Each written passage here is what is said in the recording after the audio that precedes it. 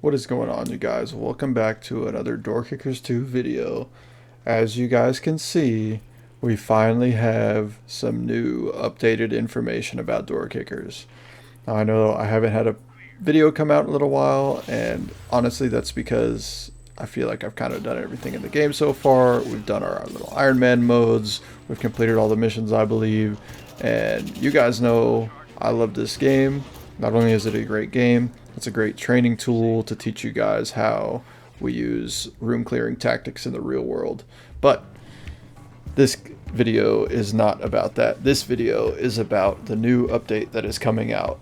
So the developers dropped on Steam an update a few days ago, and I haven't heard anyone talking about it. So I want to talk about it and hopefully get you guys hyped up like I am for it.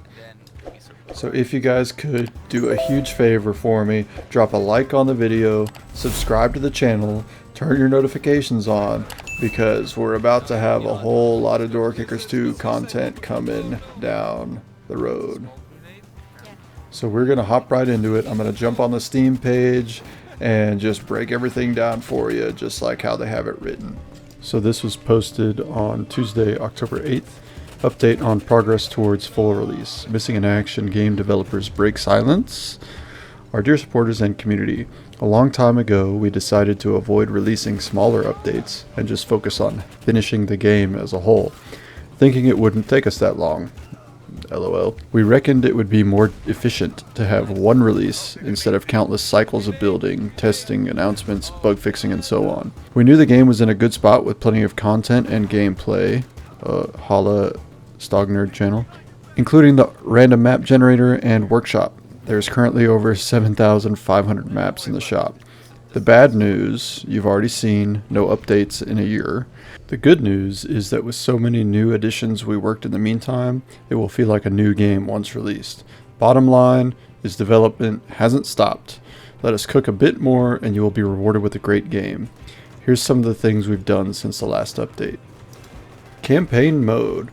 Of course we've added campaigns. In fact, there's now 2 separate campaign types, Tour of Duty and Operation. The game will ship with 6 campaigns in total, 2 Tour of Duty options, 4 operations. In general, we recommend playing these with veteran squads. Don't rush into campaigns. So here's a screen grab of the campaign's mission. We've got 2 Tour of Duties, a Northern Belt and the Shrine District. Then we can see some of the operations. We've got Operation Subjugator as well as Operation The Crack, which appears like it's going to be a CIA type mission. So what is a Tour of Duty? Well, it's going to be a randomly generated campaign with unlimited gameplay. It's going to use a much more enhanced version of the random map generator. The actual missions, layout, enemies generated depend on the chosen area. So there's 2 Tour of Duty areas included, but there will be more to come. Each day brings a new random mission, but you pick the single one to play for that day. The Tour of Duty lasts at least a week, but it's up to you how long. Mission rewards vary from mission to mission, and dead is dead, but you can choose to Iron Man it or not. Reinforcements do come, but husband your troops carefully. Wounds carry over and heal over time. And this can be modded to include handcrafted missions. Pretty much the campaign sounds like it's going to be completely randomly generated missions. So that's going to be the type of missions. So it could be a hostage rescue, should be just kill all the enemies, could be sabotage the equipment, you know, any sort of thing like that. And the 2 Tour of Duty areas are going to be the Northern Belt as well as the Shrine District. Looking at this picture of the Northern Belt here, you can see we're on day 13 of 14. So that's where it talks about being at least a week, but it's up to you how long. So it looks like you can extend these as long as your people stay alive. If we look on the right side, we can see that there are 4 assaulters and 1 grenadier who are dead. I'm going to assume that means they are out for the count completely. Then we can also see that there are reinforcements arriving in 2 days. So you can see we've done 3 missions here so far. And it appears that you can only play 1 of those missions per day. Next you can see we've selected this hostage rescue mission. It says we've got 2 days remaining, so I'm going to think that means we've got 2 days left to complete that mission, or else we fail it, or it goes away, something like that. You can also see that It looks like there's bonus rewards based on whether you get 3 stars, 2 stars, 1 star. You can sort of see the little timer symbol next to those available missions. At the end of the week, we get to assign some orders. So we can either continue and fight for another 7 days, continuing on our tour of duty. We can rest. We can heal for a week, but we'll lose 2 intel. So it looks like that's a locked option at this moment. Or we can just retire and receive 7 battle honors, which we'll talk about later. So it looks like here at the end of the week you get a nice little summary of who's been killed, possibly who's been wounded. If anyone's only just been injured, maybe they're going to come back later. It talks about the intel here, so possibly as we complete missions, then we'll get more intel, which will open up more missions for us. Possibly if we're unsuccessful in a mission, then we don't get any intel and we run out of bad guys to go try and take over. So here's the screen when you complete a tour of duty. It shows you how many stars you got. It also shows how many battle honors you received. Tells you some people who got upgrades, how long the tour was, how many people were killed, how many times you got reinforcements, how many missions you completed, any hostiles killed, hostages lost, civilian casualties. It's a little summary page once you finish everything up. Next we'll look at operations. It's a set of custom handcrafted missions forming a story. Missions are interconnected in a branching structure with multiple phases. There may be mandatory and optional missions. Troops used in a mission suffer fatigue penalties if used again in the same phase. Wounds, dead is dead as above. Same deal as with a tour of duty. Doctrine changes are blocked while in operations. Sorry, no reinforcements. Things happen too fast. So you can see here we're on day 1 of 2. We're working our way up through this compound using our CIA people. But we can see here that one guy, Gene, is fatigued. Fatigued by a previous mission of today, will be rested tomorrow. So if we go on to that second mission, we're not going to be allowed to use Gene. However, we could use the other 3 operators. And tomorrow on day 2, Gene's going to be good to go. We can also see here that only those first 2 missions are going to be available on that first day. And then as we can see here, this hostage rescue mission is only going to be available once we get to day 2. So we're not going to be able to play through the whole thing super fast. And here on this operation, we can see we're on day 3 of 4. Looks like our leader is either injured or fatigued.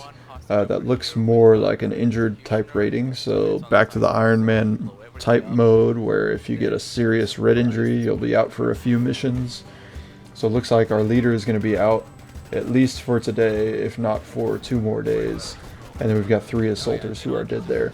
We can see here there's a fork in the road. After completing this mission, we can either go down this dashed line, which I'm going to assume is what the optional missions are going to be, or we can just continue on with the regular mandatory missions. Now, exclusively in campaigns comes a new currency called Battle Honors. You gain Battle Honors by winning campaigns or through random events in the Tour of Duty mode. Battle Honors belong to the squad and can be used to unlock exclusive equipment or upgrade individual troops. We can see here if we wanted to upgrade to an LAMG or an XM338, we're going to have to use Battle Honors in order to get those weapons unlocked. And here with Spock, it looks like we are using our Battle Honors to give him an offensive upgrade, plus 10% crit chance, and plus 15% suppression bonus applied. So one thing mentioned in the operations was that doctrine changes are blocked while you're in operations. Some of you may be asking, what are doctrines? I don't remember those. That's because they were gone. So doctrines are back as expected and give you a chance to upgrade and customize each squad to a playing style. Each unit has its own doctrine tree, but squads of the same unit can have different doctrine setups. Doctrines dictate if your squad uses full auto and burst fire or keeps to single fire and how effective they are. It's your choice, no longer ours. Doctrines were used back in Door Kickers 1 if any of you guys ever played that, so I am very happy to see that they're coming back into Door Kickers 2. Here we can see what the doctrine tree looks like for one of the support personnel. So we can see that they have upgrades to their handgun and their rifle, as well as like a class type ability. Then it also looks like possibly once we get everyone leveled up down the tree, we'll be able to unlock an elite level squad upgrade and perks that are going to benefit the entire squad. Here we can see with our Nawariki SWAT team, they've been able to get upgraded to the point where they're a veteran squad. And then we can see down here that we've selected the option to have an improved medevac, divert resources to evacuate casualties faster, and increase their survival chance from 30% to 60%. So that adds some very cool elements to our new campaign missions, where we're possibly going to be able to take someone who's injured, pull them out, keep them from getting killed, and increase their chance of survival so that we can continue to use them on in the campaign. So very interesting possibilities for the campaign mode. Next up, we can see with our CIA guys, we've got their covert skills. So apart from the handguns, rifles, this would be similar to that support section, but this is obviously covert skills for our CIA guys. We've got the human network. You extend your network of local assets and get intel on enemy positions at the mission start. So you can see how there's these exclamation points set up throughout the map before we've really even made progress. It's just the start of the mission, and we're going to know that there's someone in that right corner, in the deep left corner, someone behind that locked door. So it gives you a little extra chance to plan things out before you run on in there. Unfortunately, unlike Doorkickers 1 though, you won't be able to max out the entire doctrine tree. Pick and choose, folks. There's only so much time each squad has for training. So we aren't going to be able to make complete super soldiers. We are going to have to pick and choose, min-max what we think is going to be best. They're also saying there's going to be new maps and much improved map gen. The game will ship with at least 90 single missions. We have 90 now and a couple extra in the works that might make it if they're good enough by release day. The map and mission generator was also significantly improved, especially for the Tour of Duty campaigns. Now it can generate night maps, locked doors, and more layout and enemy variations. When it comes to the map gen, before, there were only so many ways to get a random mission, and often all the doors were just normal, so you didn't have to bring breaching equipment, anything like that. So now we're going to be generating night maps, locked doors, all sorts of crazy layouts. So I'm super stoked to, even once we finish all those 90 single missions, and if we don't have enough from all of the other campaign modes, when we go to just do a randomly generated mission, it's still going to be a lot more interesting than normal. This one kind of gets snuck in here, but it says you could expect some of the old missions you've already seen to be changed in smaller or larger fashion. Don't fret, with the upcoming game reset you won't miss a thing. So the way I read this is whatever progress, anything you have saved so far, or getting a game reset. So we're all going to be starting from square one. We're not going to have any equipment unlocked. Everyone's going to be an FNG. No one's going to have any skills upgraded, anything like that. Get ready for the game reset. But I'm looking forward to it because it's like we're going to have a brand new game. It's going to be exciting. Now there's also going to be new enemies and equipment. The enemy factions in the game: Rabble, Insurgents, Blackheads, Forbidden Tree, Private Security, each gain new troop types, but more enemy groups have been added. Enter the SSI Special Ops from Neighboristan, the Irregulars Militia from the capital's Slum District, and their more elite House Guard faction mates. So as we can see here, these are definitely some more heavily armored and armed bad guys than we're used to fighting. These guys are rocking all black, got suppressors on their AKs, got red dots on their pistols, got night vision, helmets, body armor. So there's definitely going to be some more new hardcore types of enemies that we're going to be having to fight. So our doctrine may have to change based on whether we're fighting the ragtags or if we're fighting some dudes who knows what's up. The stakes are now higher, enemies more ruthless, but there's also more variation at all enemy tiers, as insurgents are not a homogeneous bunch, but a ragtag group of fighters. and some enemies boost their friends nearby, so make sure to prioritize the elites first. So previously it didn't really matter too much if someone was like a veteran insurgent or anything like that. So now it sounds like being a higher tier enemy is actually going to mean something that not only may they possibly be harder to take down, but they may actually be able to rally the guys around them to do better. Same thing even if you just have a group of a couple of guys, but they're actually doing work together. You may need to take out the group of people before you focus on just one random guy out there. Modding and the map editor. Full modding support via the Steam Workshop will be integrated into the game, allowing for download and upload directly from within the game. To be clear, this includes all mod types, no longer restricted to maps. Some modders have already gotten access to an internal build in order to adapt their mods to the upcoming release ahead of time. We know our players love their mods, so everyone is preparing to transition to 1.0 smoothly. So that's really cool. So all those mods that you're used to using already, probably like the tier 1, Project Ares, all the stuff like that. Now, instead of having to go find a YouTube video to figure out how I'm supposed to get that mod downloaded and installed, it appears that we're going to be able to download that kind of stuff directly from the shop. It also adds that both campaign types can be modded, and custom missions can be used to create your own custom campaigns. We expect operations will be the popular with some mission designers. So that's super cool. Not only are we going to have basically an infinite way of playing these new campaigns, but we're also going to be able to mod them and make custom missions on our own. So that's going to be super sick. Going to have a million different ways to replay the game, which is always awesome because that means I can bring you guys more content. The editor was also improved, adding more options for dynamic gameplay, moving elements, new types of triggers, custom scenario ending conditions, and more. So you guys who get after it in the mod space and the custom map space are going to have a whole lot of cool, fun new toys to be able to play with. The game's also going to be released on other platforms. It says for the Mac, the game will be released with native Mac support. This is currently in a finished state. Steam Deck custom controls have been added, allowing for full control via the touchscreen and many other improvements. They've also added over 80 achievements, already been added and implemented. You won't be able to complete them without the 1.0 release though. New music tracks, finally, so we don't have to listen to that same music all the time. New equipment, new controls, new tweaks, and tunings. So a whole lot of new stuff coming down the pipe.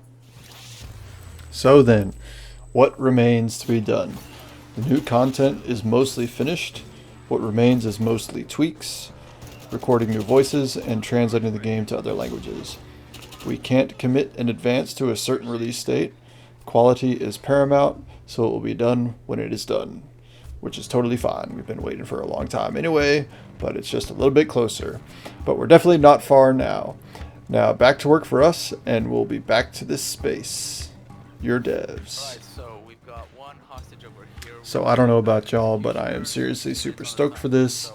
This is one of my favorite games. It's a great way to relax, have some fun, but also be able to show you guys how we actually clear rooms and use real doctrine out in the real world, but we can show you in the game.